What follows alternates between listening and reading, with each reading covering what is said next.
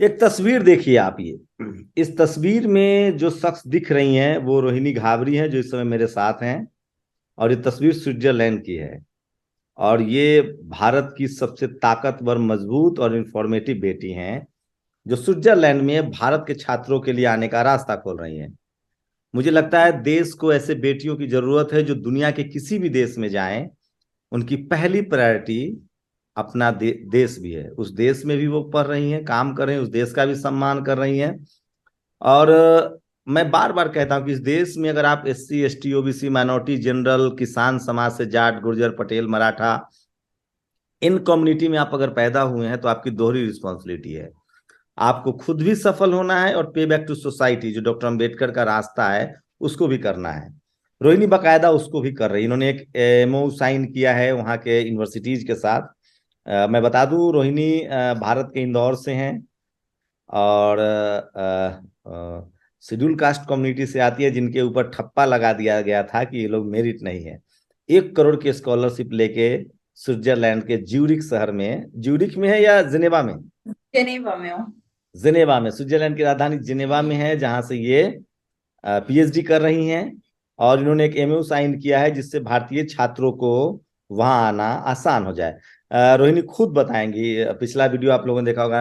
रोहिणी, क्या है ये जो तस्वीरें मैंने दिखाई, क्या ये MOU साइन किया है आपने? सबसे पहले तो आप सभी को मेरा जय भीम, नमस्ते। उम्मीद करती हूँ आप सभी जय बहुत खुश। हिंद, जय ठीक। भारत। जय हिंद, जय भारत। मैं कंटिन्यू करने वाली थी, उसके पहले आपने इंटरप्ट कर दिया, बट कोई जी, बात जी, नहीं। जी। मुझे पता था, मुझे बोलना था। हाँ। नहीं, बिल्कुल बिल्कुल, देखो देश से ज्यादा लगाव बाहर आने के बाद और ज्यादा प्यार हो जाता है, फिर हमारी निगाहें अपने देश पर और ज्यादा पड़ जाती, जो देश में रहकर ज्यादा नहीं हो पाती, उतना विदेश में रहकर हम उस चीज की वैल्यू समझते, तिरंगे की, देश की, जय हिंद, जय भारत, इन सभी चीजों की। तो वो मैं पर्सनली बिलीव करती हूँ। आप जैसा आपने इंट्रोडक्शन दिया मेरा कि आज मैं किस तरीके से यहाँ पर आई हूँ और मैं अभी क्या कर रही हूँ, तो आज एक्चुअली मैंने अपने कॉलेज के साथ कॉन्ट्रैक्ट साइन किया है as a student representative, Indian student representative. तो इंडियन स्टूडेंट्स जितने भी, जो भी बच्चे ग्रेजुएशन के लिए, मास्टर्स के लिए, PhD के लिए, जो भी इच्छुक कैंडिडेट्स हैं, जो चाहते हैं कि हमें एक्सप्लोर करना है, बाहर पढ़ने जाना है, Switzerland number 1 country in the world इसीलिए है क्योंकि यहाँ का एजुकेशन नंबर 1 है, मॉनेटरी टर्म्स में, करेंसी, सभी कुछ बहुत बेस्ट इन्वायरमेंट है, ट्रांसपोर्टेशन और सभी चीजें। तो जो लोग चाहते हैं कि सेम स्टडी जो हम इंडिया में कर रहे हैं, ग्रेजुएशन कर रहे हैं या मास्टर्स कर रहे हैं, वही अफोर्डेबल स्टडी हम लोग स्विट्जरलैंड में भी प्रोवाइड कर रहे हैं। तो मेरी अपने डीन के साथ एक डिस्कशन हुआ, मैंने कहा कि आप इस तरीके से अपने कोर्स और चीजों को डिजाइन कीजिए जो जो ज्यादा से कम पैसों में, या कोशिश करेंगे कि मैंने उनके साथ एक फ्लेक्सिबिलिटी प्रोग्राम स्टार्ट कराया कि हम लोग कैसे 1 ईयर 2 ईयर में MBA करा सकते हैं, 3 साल का ग्रेजुएशन होता है, तो उसमें हम लोग किस तरीके से बच्चों की हेल्प कर सकते हैं। तो मेरी एक कॉन्फ्रेंस उनके साथ, एक प्रॉपर मीटिंग हुई। तो आज मैंने उनके साथ में इंडियन रिप्रेजेंटेटिव का कॉन्ट्रैक्ट साइन किया, जिसमें मैं बच्चों की हेल्प करूंगी जो भी इंटरेस्टेड है। क्योंकि देखिए, मैं पर्सनली बिलीव करती हूँ कि लैक ऑफ इंफॉर्मेशन, ये सबसे बड़ा बिगेस्ट इशू है आज की तारीख में। हम लोग में कोई इंफॉर्मेशन प्रोवाइड नहीं कर रहा है। मैंने खुद ने इस प्रॉब्लम को फेस किया है। मैं यहाँ पर आई हूँ, उसमें मैंने पूरी पूरी रात गूगल पे सर्च करती थी, यूनिवर्सिटीज, कोर्स, एडमिशन, सॉरी हम्म। सॉरी, हाँ। नहीं, तो सो हाँ, तो मैं उस चीज को, जब मैंने उस दर्द को सहा है कि कोई जब बताने वाला नहीं होता है, तो हमारी 50% हिम्मत वहीं टूट जाती है, कोई हमें अगर गाइड नहीं करता है। तो मैं पर्सनली बिलीव करती हूँ कि अगर आप हाथ बढ़ाओगे और थोड़ी सी आपकी हेल्प कर दोगे, तो शायद किसी का जीवन बन जाएगा। तो यही मैं कोशिश करती रहती हूँ कि मैं जो भी मेरे पास है, जो भी मैंने अपनी खुद की जर्नी, पर्सनल एक्सपीरियंस में जो जो चीजें फेस की है, वो एटलीस्ट मैं अपने एक्सपीरियंस का निचोड़ अपने भाई बहनों को या अपने स्टूडेंट्स को मैं दूं, कि वो इजीली, क्योंकि देखिए हमारे लोगों के ज्यादातर पेरेंट्स एजुकेटेड नहीं है, तो गाइडेंस कहाँ से, दूसरे चीजों को लेकर उतना ज्यादा कंजर्वेटिव रहते हैं, नहीं बताते हैं, इन्फॉर्मेशन नहीं देते। तो मुझे लगता है कि अगर हम लोग उन्हें थोड़ा भी हिम्मत देते हैं कि नहीं, कर सकते हैं, आप ये कीजिए, मैं हेल्प करूंगी, यहाँ पर रहना कैसे है, यहाँ पर घर कैसे मिलते हैं, यहाँ पर एडमिशन कैसे होता है, वीजा में मैं हेल्प करूंगी, तो मुझे लगता है कि शायद वो फिर हम लोग बूस्ट कर सकते हैं वो रेशियो। और मैं पर्सनली बिलीव करती हूँ कि समाज में अगर सबसे ज्यादा अगर किसी चीज की अभी एज ऑफ नाउ इस 21st सेंचुरी में अगर हमें लगता है कि जरूरत है, तो युवाओं को एजुकेटेड करने की जितना हो सकता है। और वो इसीलिए शायद मैं इतना ज्यादा लिखती हूँ करती हूँ कि हम लोग, मतलब मैं अभी कल ही अपने पापा से डिस्कस कर रही थी कि पापा देखो, आप देखते हो कि नहीं मेरी बेटी रोहिणी वहां पर गई है और इस तरीके से वो, मैंने बोला पापा सोचो, अगर एक बार इसको इमेजिन करो कि आने वाले 2-3 साल में अगर ऐसी 100 रोहिणियों को मैं यहाँ लेकर आ जाऊं और वो मेरी तरह पावरफुल बात करें और एजुकेशन करें, तो सोचो समाज में कैसे बदलाव नहीं होगा एक छोटे से एक स्टेप से। बाबा साहब भी तो तभी बाबा साहब बन पाते हैं जब वो विदेश जाके पढ़ाई करते हैं। जी रोहिणी, मुद्दे पर आता हूं मैं सीधे सीधे। क्या है, कम से कम बेसिक्स क्या है, अगर कोई जाना चाह रहा है स्विट्जरलैंड या यूरोप के किसी देश में पढ़ना चाह रहा है, तो मिनिमम एलिजिबिलिटी क्या है और किस तरह की कोशिश करे, और मिनिमम इकोनॉमिकल रिक्वायरमेंट क्या रहेगी? ओके, मैं स्टेप बाय स्टेप आपको बताना चाहती हूँ। सबसे पहले हम स्टार्ट करते हैं ग्रेजुएशन से। जो बच्चे 12th पास आउट हैं, जो ग्रेजुएट होकर 12th पास करके ग्रेजुएशन करना चाहते हैं, बीकॉम, बीबीए, बेसिकली मेरा कॉलेज एक मैनेजमेंट पूरा स्कूल है, बिजनेस एजुकेशन होती है यहाँ पे।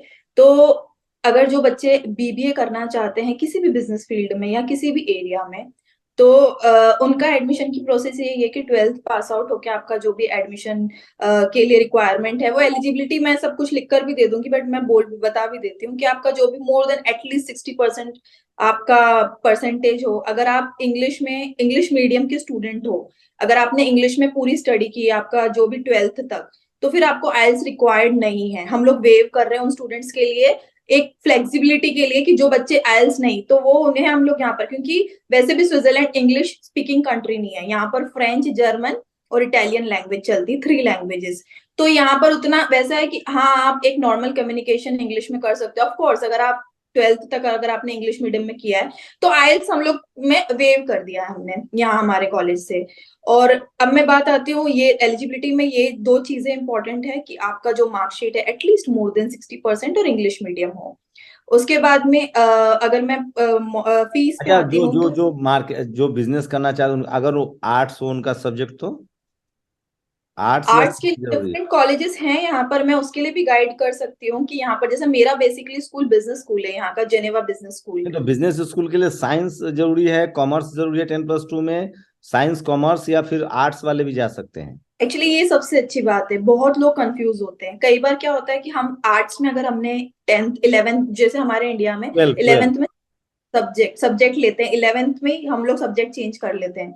तो 11th 12th हम बेसिकली कॉमर्स स्ट्रीम चूज कर लेते हैं अपने लिए, बायो कर लेते हैं या मैथ्स पीसीएम चूज कर लेते हैं। बट कई बार बच्चों को लगता है कि अब 12th तक तो कर लिया, लेकिन मे बी वो इन फ्यूचर अपना स्ट्रीम चेंज करना चाहते हैं। लाइक बायो के स्टूडेंट चाहते हैं कि नहीं यार मैं मैनेजमेंट की डिग्री, तो ये भी पॉसिबल है। डजेंट मैटर कि आपने लास्ट में ये रिक्वायरमेंट नहीं है साइंस कि वाले का आपका। समझ गया, कॉमर्स वाले का तो समझ गया। अगर किसी ने आर्ट्स ले रखा है, सोशल साइंस ले रखा है, वो भी क्या मैनेजमेंट में जा सकते हैं? आर्ट फैकल्टी में हाँ तो वो जा ही सकते मैं हैं। वही बताना चाहती हूँ कि डजेंट मैटर कि आपने 11th 12th किस सब्जेक्ट में किया है या ग्रेजुएशन ओके किस में ओके किया है, ओके।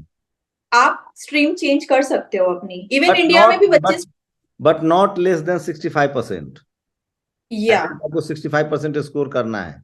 एटलीस्ट होनी चाहिए, क्योंकि वीजा ऑफिसर्स भी आपकी प्रोफाइल चेक करते हैं और आपका ये भी चेक करते हैं। कॉलेज में भी ये रिक्वायरमेंट एटलीस्ट 60, मतलब आप थोड़ा सा तो ब्रिलियंट शो करोगे अच्छा, अपने ये को तो कि। ग्रेजुएशन के लिए हो गया। जो मास्टर करना चाहते हैं, अब मास्टर्स के लिए भी सेम स्टेप है कि ग्रेजुएशन आपने जो भी किया उसमें मोर देन 60% आपका जो भी बैकग्राउंड है, वट 60, एवर। 60 या 60, 65? नहीं नहीं, 60 कहा ओके मैंने, ओके 60%। Okay okay. अच्छा, थोड़ा वहां और आर्ट राहत साइंस मिली। का, आर्ट साइंस कॉमर्स का कोई चक्कर है, या आर्ट्स वाला चाहे तो साइंस में तो एडमिशन नहीं होगा? आर्ट्स का तो आर्ट्स में ही होगा अगर मास्टर करना है तो। एग्जैक्टली अगर आप उस सेम जो भी स्ट्रीम आपकी रही है, ये डिपेंड्स। अगर आप एमबीए करना चाहते हो, क्योंकि एमबीए अभी बहुत ज्यादा स्टूडेंट्स करते हैं मैनेजमेंट के लिए, कि मार्केटिंग में, फाइनेंस में, अकाउंटिंग, इन सभी अलग अलग सब्जेक्ट्स में, तो ये अच्छा, आप स्ट्रीम। पीएचडी के लिए एमफिल, जैसे भारत में एमफिल है फिर पीएचडी है, वहां जरूरी है, या वहां एमए करने के बाद पीएचडी है? कैसे है, क्या है प्रोसेस? नहीं, यहाँ पर तो आप डायरेक्ट मास्टर्स के बाद पीएचडी कर सकते हो। यहाँ पर ऐसा कोई ओके। ब्रिज कोर्स नहीं है कि आपको जैसे इंडिया में एमफिल के बाद ही आप पीएचडी कर सकते हो, ऐसा रिक्वायरमेंट नहीं है। आप पीएचडी आप मास्टर में कितना परसेंट चाहिए? ये एग्जैक्टली 60। 60, मोर देन कम से 60। कम चाहिए, मोर देन 60 चाहिए। 60 मतलब 60 एक मिनिमम क्राइटेरिया है, अबव 60 ही होनी चाहिए सभी एडमिशन के अच्छा, लिए। जर्मनी में जैसे मुझे कई जानकारों ने बताया कि वहाँ एडमिशन डिक्लाइन नहीं होता है, अगर आपने एडमिशन के लिए अप्लाई किया है तो सीटों की कोई कमी नहीं है वहाँ। क्या जर्मनी में भी इसी तरह की बात है कि अगर कोई अप्लाई करता है और वो सारे क्राइटेरिया को फुलफिल करता है तो दाखिला मिल जाएगा? हाँ, इवन स्विट्जरलैंड में भी ऐसे ही है कि अगर आपका प्रॉपर क्राइटेरिया, क्योंकि यहाँ पर बहुत सारे कॉलेजेस हैं और काफी ह्यूज मार्केट है एजुकेशन का, क्योंकि ऑल ओवर द वर्ल्ड बहुत ज्यादा अट्रैक्टिव अभी ये एजुकेशन हब बन चुका है Switzerland, because of their quality of education, बहुत क्वालिटी देते हैं। अगर आपके पास स्विट्जरलैंड की डिग्री है तो आप वर्ल्ड में कहीं पर भी जॉब कर सकते हो, सेटल हो सकते हो, क्योंकि अब इतनी ज्यादा। अब आते हैं मुद्दे पर। पैसे का अच्छा, क्या है? वैसे मैंने बताया ना आपको कि एटलीस्ट आपके पास में 35 लैक्स, मीन्स अगर मैं फीस प्लस अगर 1 ईयर का लिविंग एक्सपेंसेस बताऊं, रहने खाने के लिए 10 लाख रुपए मिनिमम लगेंगे ही लगेंगे। मिनिमम 10 लाख बता रही हूँ, मोर देन भी नहीं। और फीस आपकी डिपेंड्स कि आप कौन सा कोर्स कर रहे हो, ग्रेजुएशन के लिए अलग है, बट फिर भी एटलीस्ट 20 लैक्स तो है ही, 20 लैक्स में ही आपका होगा। मतलब फिर मान आप के अगर चलो कि मिनिमम 35 लाख सबको पर एनम खर्चा है, मतलब 1 करोड़ 3 साल के लिए। नहीं, मैंने कहा पूरा, मैंने पूरे कोर्स की फीस बताई है इसके लिए, ग्रेजुएशन और इसके लिए। टोटल खर्चा मैं बता रहा हूँ मैम। टोटल अगर हम बात करें 2 साल 3 साल का, तो लिविंग एक्सपेंसेस ही बढ़ेगा, लेकिन फीस तो वही है ना, 20 से 25 लाख में आपका ग्रेजुएशन हो जाएगा, एमबीए भी हो जाएगा। और अगर आप पीएचडी कर रहे हैं तो डिपेंड्स ऑन यू कि आप किस एक्चुअल सब्जेक्ट में कर रहे हैं, आपका सुपरवाइजर कौन है, तो वो ये हो जाता है। और मेन आता है पॉइंट, फीस से ज्यादा इंपॉर्टेंट होता है कि आपका लिविंग एक्सपेंसेस आप कैसे फेस कर रहे हो, क्योंकि स्विट्जरलैंड बहुत एक्सपेंसिव कंट्री है। एटलीस्ट आपके पास 1.5 लाख रुपए महीने का खर्चा कोई जरूरी है। हम जैसे लोगों के लिए मतलब कोई झुग्गी टाइप का कुछ माहौल नहीं है वहाँ? नो झुग्गी। यहाँ सब इक्वल है। बरसाती यहाँ बरसाती टेरेस पर कहीं बरसाती पर एक कमरा मिल नहीं, जाए। नहीं, ऐसा इवन ये इलीगल है, आपके पास अगर घर नहीं है तो आपको राइट भी नहीं है स्विट्जरलैंड में रहने का। अच्छा। आपको यहाँ की लाइफस्टाइल मेंटेन करनी होगी। अच्छा, वो गैराज में जगह मिल जाए। नहीं, नहीं, नहीं, पॉसिबल ही नहीं है ना, मैं बोल रही हूँ, पुलिस उठाकर आपको वापस डिपोर्ट कर देगी, बोलेगी बाय। जाओ अपने देश में। अच्छा, क्योंकि ये किसी का हाउसमेट बन जाए। हाँ, बन सकते हो, ये आप रेंट शेयर कर सकते हो नहीं किसी तो के मैं भी थोड़ा साथ। सा ऐसे ही कर रहा था, हल्का फुल्का कर रहा था, क्योंकि क्या पार्ट टाइम जॉब की भी बहुत अपॉर्चुनिटी है, पैसा कोई इशू नहीं है, अगर जो पार्ट टाइम जॉब करना चाहे स्टूडेंट्स। हाँ, मतलब most they have probably lots of part time job. Opportunity. Exactly, after 6 month, 6 month तो आप यहाँ पर कोई जॉब नहीं कर सकते। यूजुअली एक यहाँ की एक कंडीशन है कि स्टूडेंट डायरेक्ट आकर यहाँ जॉब नहीं कर सकता, एटलीस्ट 6 मंथ उन्हें वेट करना होता है। After 6 month they start doing something like, अगर आपको कहीं भी जॉब मिल जाए, नो मैटर व्हाट, यहाँ पर काम आप कुछ भी कर सकते हो। यहाँ का एक पे स्केल यहाँ पर गवर्नमेंट के थ्रू बना हुआ है कि 25 CHF पर आवर आपको मिलना क्या ही यार, मिलना है।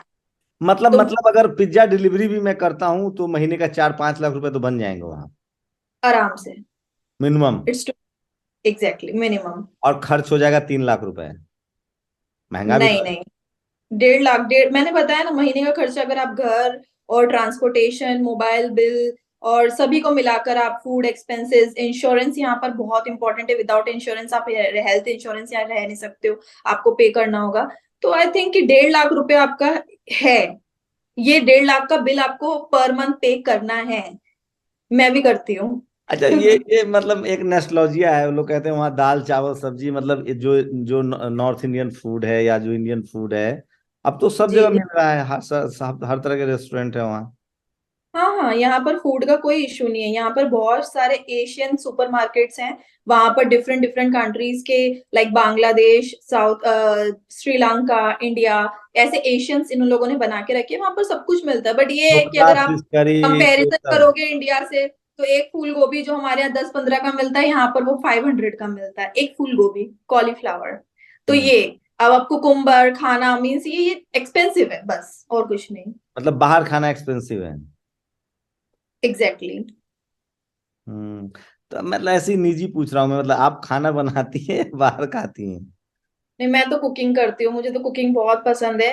और मैं मतलब ये ज्यादा एक्सपेंसेस करने में मैं बिलीव नहीं करती हूँ कि मुझे बाहर का खाना है ये, मतलब once in a while month में अगर फ्रेंड्स के साथ कुछ गेट टुगेदर हो गया, अदरवाइज मैं अवॉइड करती हूँ। मैं खुद कुकिंग करती हूँ, अपना खाना खुद बनाती हूँ। कहने का मतलब सारा अपॉर्चुनिटी है, आप जैसे यहाँ भारत में भी लोग जो दूसरे शहरों में जाके पढ़ते हैं वो खुद बनाते हैं खाते हैं। बिल्कुल सब कुछ।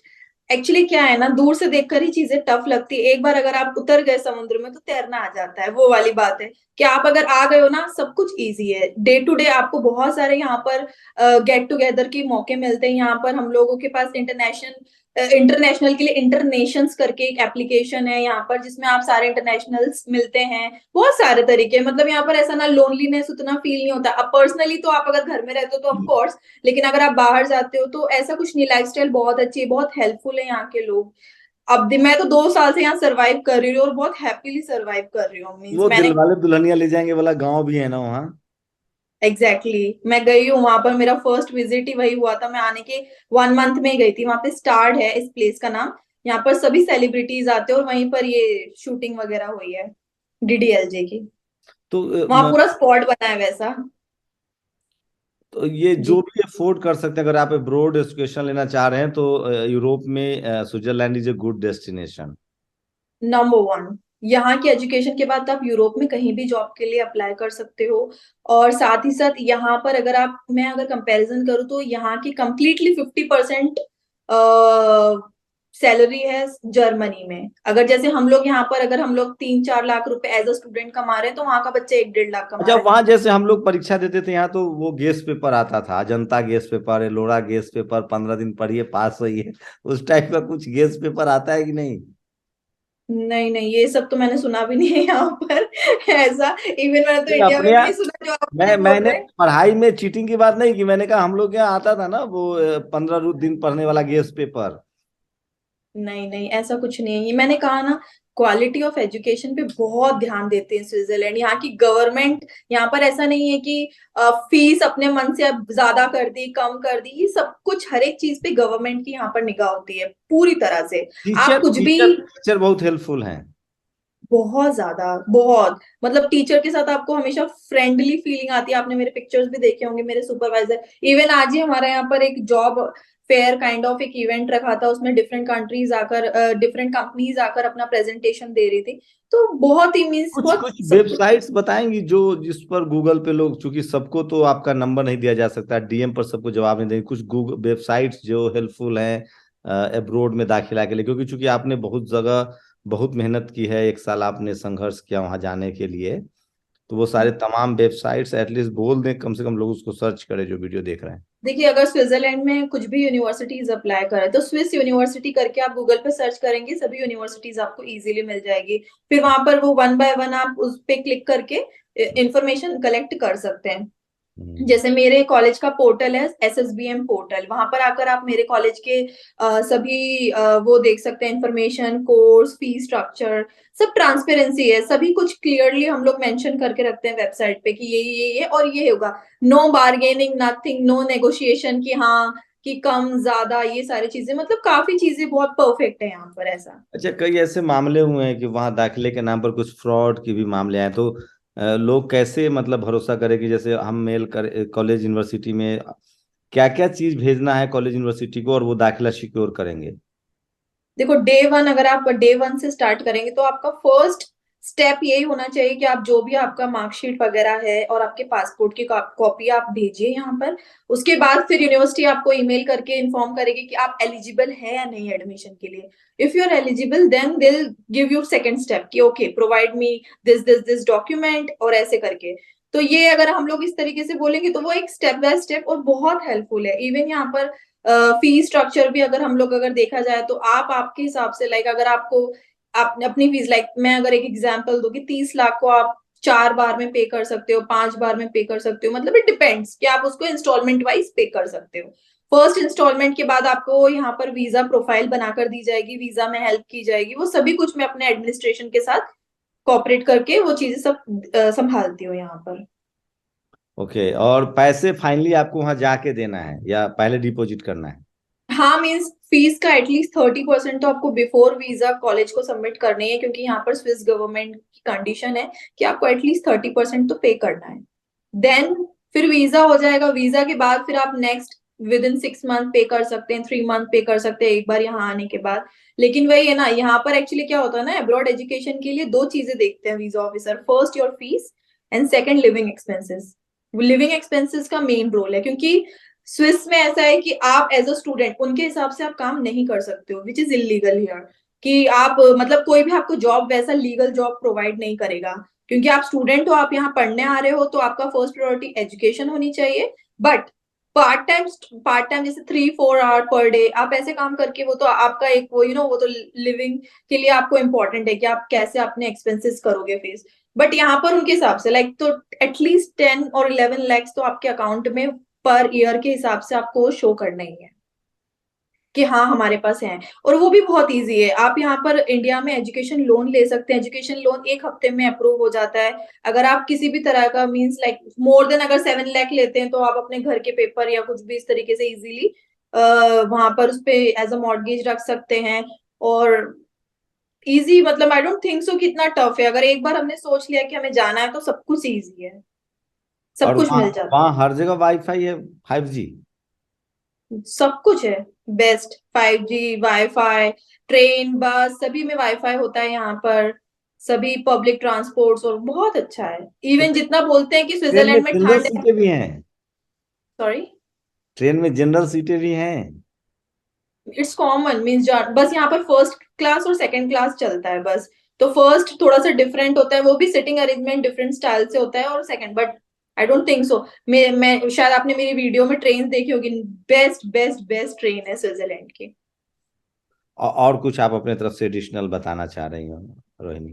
देखिए मैंने तो अपनी इन्फॉर्मेशन पूरी दे दी, लेकिन हाँ मैं कोशिश करूंगी कि अब मैं एवरी वीक शिक्षा पे चर्चा विद रोहिणी स्टार्ट करने वाली हूँ। उसमें मैं डिफरेंट डिफरेंट तरीकों की education, doesn't matter abroad education, जितना मैं मेरा नॉलेज उस पर मैं हेल्प करना चाहूंगी कि कैसे हम लोग बात करें, इंटरेक्ट करें। ये मैं एक स्टेप नया स्टार्ट करने वाली हूँ। साथ ही साथ मैं बस ये बोलना चाहती हूँ तो कि ट्विटर पर बहुत या फेसबुक पर? वहाँ फेसबुक पे करेंगे, अभी यूट्यूब चैनल तो है नहीं मेरा, तो मैं तो फेसबुक पे आप ही। उसको बनाइए और कम से कम मुझे तो कॉपीराइट दीजिए कि मैं आपके वीडियोस को लगाऊं यूट्यूब पर, क्योंकि नेशनल दस्तक की ठीक ठाक रीच है।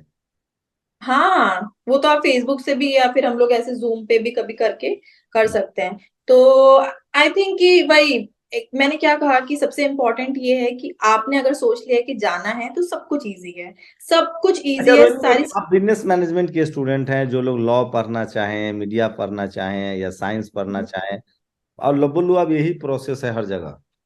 हाँ हाँ, इससे ज्यादा कुछ नहीं है, कुछ थोड़ा सा चेंज हो सकता है कि जैसे लॉ में, अब लॉ अगर आपका यहाँ पर तो ऑफ कोर्स पूरा डिफरेंट ही होगा लॉ। तो आप इंटरनेशनल लॉ में एडमिशन, मैंने बहुत से स्टूडेंट्स देखे यहाँ पे इंटरनेशनल लॉ में एडमिशन लेते हैं, जो ज्यादा ब्रिलियंट स्टूडेंट है, राइट, वो मोर देन 90%, 95, तो यहाँ की पब्लिक यूनिवर्सिटी में डायरेक्ट अच्छा, ईमेल करके। सबसे अगर मान लीजिए मेरा थर्ड क्लास है, मेरे जैसे बच्चे हो जो थर्ड क्लास है जिन्होंने पास किया हो, उनके लिए कोई अपॉर्चुनिटी है कि नहीं? थर्ड क्लास मतलब थर्ड डिवीजन, लेस देन या 45%, सॉरी, लेस देन जिसने 45% किया हो थर्ड थर्ड क्लास से no I pass. Don't think so कि ऐसे कुछ 45% तो मैंने कभी वहां सुना। के बच्चे जो थर्ड क्लास से पास करते होंगे वो कहाँ जाते हैं? वहां सब 60 से एबव करते होंगे। हाँ हाँ, यहाँ तो क्योंकि उस तरीके से एजुकेशन दी जाती है कि यहाँ पर कभी भी वो रेशियो गिरता नहीं है, मतलब बच्चे कर ही लेते हैं। हमारे जो और सेकंड क्लास के होते होंगे, थर्ड क्लास, कोई तो होता मैम, जब ग्रेड बना है तो नीचे भी फर्स्ट क्लास कोई ना कोई, अगर एक चैंपियन है तो दूसरा तीसरा नंबर भी तो आएगा, या नहीं, एवरेज सब यहाँ पे 60 ऐसा से होता है ऊपर? ना कि अगर आपने फर्स्ट टाइम में नहीं कर पाए आप प्रॉपर तरीके से, अगर आपका पर्सन, तो आप सेकंड टाइम फिर से उसको अटेम्प्ट कर सकते हो विद इन 1 और 2 मंथ वापस से। तो वो फिर बच्चे अपना ग्रेड ग्रेड ग्रेड इम्प्रूव कर लेते हैं। तो इट डिपेंड्स ऑन यू कि यहाँ पर मतलब डिफरेंट एजुकेशन स्टाइल है यहाँ पर। यहाँ हम्म। पर मतलब बच्चों को प्रेशर नहीं दिया जाता है, मैंने कभी यहाँ पर ना एजुकेशन की वजह से किसी को सुसाइड करते हुए नहीं सुना है, क्योंकि वो प्रेशर ही नहीं है एजुकेशन का कि आपको ये सारी चीजें, तो स्टार्टिंग से ही बहुत अच्छा इन लोगों ने पूरा डिजाइन करके रखा है अपना एजुकेशन। मतलब कोई केमिकल लोचा नहीं है? आई डोंट थिंक सो कुछ भी केमिकल लोचा है यहाँ पर है।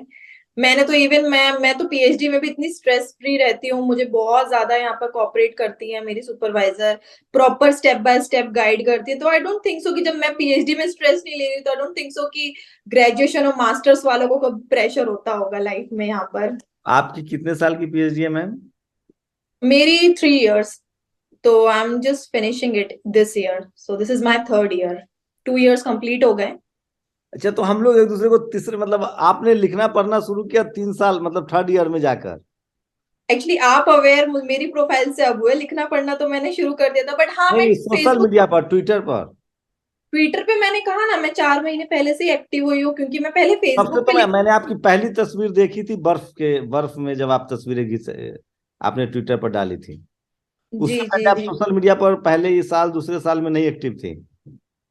हाँ मैं स्टार्टिंग में नहीं थी, क्योंकि स्टार्टिंग तो मैं यहीं पर सब कुछ मैनेज कर रही थी, बट हाँ मैं social media in the sense कि मैं फेसबुक पे एक्टिव हूँ और इंस्टाग्राम, बट ट्विटर पे मैं थोड़ा सा लेट आई हूँ, एक्टिव हुई हूँ। और अब काफी अच्छा रिस्पॉन्स मिल रहा है, तो होपफुली अब मैं एक्टिव ही रहूंगी। आप और एडिशनल बस। कुछ और बताना चाहती हो अगर? अच्छा, मुझे बहुत सारे लोग आपके नंबर मांगेंगे, वो तो संभव नहीं है। अगर ट्विटर पर लोग डीएम करें आपको, वो एक ऑप्शन है जिसमें हो सकता है आप कभी जवाब दे सके। नहीं देखिए, क्या होता है ना, डीएम में भी बहुत सारे रिक्वेस्ट में कहाँ कहाँ गायब, मतलब वो हिडन होते हैं मैसेजेस, अब मैं इतना ज्यादा स्क्रॉल करके नहीं ढूंढ सकती। बट हाँ, आप मुझे मेरी ईमेल आईडी दे दीजिए, तो ईमेल्स में डे पर डे चेक कर लूंगी, क्योंकि मेरी आदत है ईमेल्स तो मैं एवरी डे चेक करती हूँ कि किसके ईमेल्स आए हैं क्या क्या, क्योंकि यहाँ पर भी मेरा एप्लीकेशन वगैरह। तो मैं अपनी ईमेल आईडी दे दूंगी, और उसमें मैं चाहती हूँ, मतलब ये मेरी एक हम्बल रिक्वेस्ट है कि सिर्फ ये हेलो हाय से स्टार्ट नहीं करना है, क्योंकि यूजुअली मैंने देखा है ये लोग ये एक्सपेक्ट करते हैं कि हम हेलो करेंगे, उधर से हेलो का रिप्लाई फिर हाउ आर यू, और ये मतलब थोड़ा सा भी प्रोफेशनल, राइट? आपका आप ये बताइए कि जो भी मैंने बताया कि आपका एजुकेशनल बैकग्राउंड, तो अपनी मार्कशीट्स, आपका जो भी इंटरेस्ट है एजुकेशन की, क्या करना चाहते हैं, क्या आप मतलब जो भी डिग्री करना चाहते हैं, वो तो मुझे एक पूरा डिटेल ड्राफ्ट करके ईमेल कीजिए, तो फिर मैं उसका एक प्रॉपर ईमेल, वन ईमेल में मैं बहुत चाहता हूँ कुछ हो कि जाए। आप कुछ वेबसाइट्स के नाम बता दीजिए जो आपने सर्च किया हो। हम लोग उसको लिंक में डाल देंगे, वो लोग जाके उसके डिस्क्रिप्शन में वो सीधे अपना आप जाएं, वो भी लोग भी कुछ करें, थोड़ा अपना मैंने भी। तो कहा ना, अगर मेरे कॉलेज में मैंने सबसे पहले तो यही कहा कि जो भी कंट्री में आप चाहते हैं, तो ये डिपेंड्स, अब मैं ऐसा एक प्रॉपर एक कोई डिजाइन वेबसाइट नहीं है कि मैंने उसको बता दिया और एक वो वन स्टॉप स्टेशन नहीं है। अगर आप जेनेवा में, स्विट्जरलैंड में पढ़ना चाहते हैं, तो स्विट्जरलैंड की सभी यूनिवर्सिटीज, तो स्विस यूनिवर्सिटीज आप जैसे ही सर्च करेंगे आपको मिल जाएगी information with your course easily. आजकल गूगल पे सब कुछ मिलता है, बस ये हमें कि सर्च करना है। आप अगर लिखते हैं कि हाँ एमबीए इन स्विट्जरलैंड, तो एमबीए के कितने कॉलेजेस सब मिल जाएंगे। फिर अब ये आप देखिए कि आपको किस कॉलेज में जाना है, फीस स्ट्रक्चर्स देखिए ये सारी। लेकिन उसके बाद भी कोई गाइडेंस की जरूरत पड़ती है, मेरे कॉलेज में एडमिशन चाहिए या यहाँ के 3 4 और कॉलेज, तो फिर मैं उसमें आपकी प्रॉपर हेल्प कर पाऊंगी। अच्छा और रोहिणी, अगर अगर जैसे फिनलैंड, नॉर्वे, या नीदरलैंड, ये सब देश है, क्या इन लोगों से भी इंटरेक्शन होता है आप लोगों का? पूरे यूरोप के हाँ लोग मतलब तो मेरे दुनिया से फ्रेंड्स तो जाते हैं। हम्म। मेरे फ्रेंड्स तो ऑलमोस्ट यहाँ पर यूरोप में सभी जगह है। मैं यहाँ पर इवन अभी 7 कंट्रीज, यहाँ पर 7 कंट्रीज विजिट कर चुकी हूँ मैं यूरोप की। सभी जगह जा चुकी हूँ, फ्रांस, इटली, जर्मनी, क्रोएशिया, और स्विट्जरलैंड तो मैं घूम ही चुकी हूँ। तो ऐसे में यहाँ की काफी, वियना वगैरह, ऑस्ट्रिया जा चुकी हूँ, तो ये सभी कंट्रीज मैंने विजिट किया और मेरे काफी फ्रेंड्स हैं। तो मैंने वही अंडरस्टैंड किया, तो ऐसा कुछ इतना इशू नहीं अगर यूरोप में मतलब कहीं हम लोग भी। मान ले कि भारत में जैसे कोटा है, वैसे ही यूरोप का मतलब स्विट्जरलैंड एजुकेशन हब है। हाँ, नंबर 1। यहाँ पर अगर आपको डिग्री लेनी है तो बेस्ट बेस्ट है, मैं कहूंगी। जर्मनी भी अच्छा है, लेकिन जर्मनी में वही है कि डिफरेंट स्टाइल है, पूरा लाइफ स्टाइल हो रही है। अगर मॉनेटरी टर्म्स में जैसे अगर हम लगा रहे हैं पैसे, तो ऑफ कोर्स हम लोग गरीब परिवार के बच्चे हैं, तो हमारी फर्स्ट प्रायोरिटी एजुकेशन के बाद ये भी रहेगी कि हम लोग एटलीस्ट जो भी हमारे पेरेंट्स हमारी फीस वगैरह पे कर रहे हैं, तो हम उस फीस को वापस रिफंड कर पाए। डजेंट मैटर अगर आप पेरेंट्स से पैसे ले रहे हैं, तो उन्हें भी हमें वापस पे करना होगा, ऑफ कोर्स ये हमारी रिस्पॉन्सिबिलिटी बनती है। और अगर हम लोन भी कर रहे हैं, तो हम लोग लोन, आपको पता है बच्चे 40 40 लाख का लोन लेकर आ जाते हैं, बिकॉज दे नो कि 2 साल में, क्योंकि लोन की भी प्रक्रिया ये है कि आप पूरा एजुकेशन कीजिए, उसके 1 साल बाद से लोन रिपे कीजिए। तो इतने टाइम में आप आराम से, इवन मैं कह रही हूँ ना, अगर आप 35 लाख भी लगा रहे हैं, तो आप 2 से 3 साल में आप वापस से उस पैसे को निकाल सकते हैं, इजीली इजीली पे कर सकते हैं। शुक्रिया रोहिणी, हमें समय देने के लिए, और मुझे उम्मीद है ये उन तमाम लोगों के लिए मददगार होगा जो जी विदेश जी में पढ़ने की इच्छा रखते हैं और वो विदेश जाना चाहते बिल्कुल। हैं। शुक्रिया रोहिणी, हमारे साथ बातचीत करने के लिए और समय देने के लिए, और best of luck for your thank you. Future. Thank you so much. Thank you. Thank you. National Dastak की आपसे गुजारिश है कि अगर इसको बचाना चाहते हैं तो नेशनल दस्तक को सब्सक्राइब करने के लिए रेड कलर के सब्सक्राइब बटन को दबाएं, फिर बेल आइकन की घंटी दबाएं। नेशनल दस्तक को बचाने के लिए बहुत ज़रूरी है कि हर खबर को शेयर करें, लाइक करें, कमेंट जरूर करें।